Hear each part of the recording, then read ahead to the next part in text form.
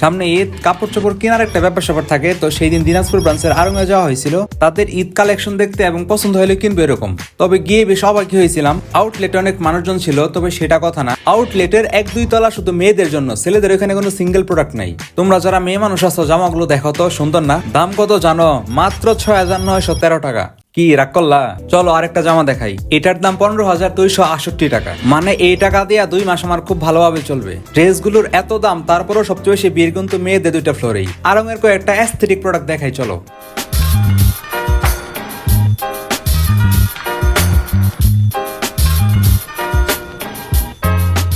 তবে সবচেয়ে সেট ব্যাপার হচ্ছে আড়ংয়ে ছেলেদের ভালো কোনো কালেকশন নাই। তবে প্রোডাক্ট যেমনই হোক, প্রাইসের দিক থেকে আড়ং সেরা। এই পাঞ্জাবির দাম 5,572 টাকা, ভাবা যায় একবার। তবে এই প্যান্টের প্রাইস গুলো আমার কাছে নর্মাল মনে হয়েছে, রেগুলার প্রাইসের মতো আর কি।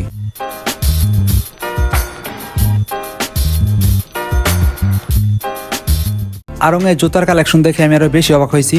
থাকতে ইচ্ছে করে নাই, বের হয়ে চলে আসি। এই ছিল আজকের ভিডিও আড়ংকে নিয়ে।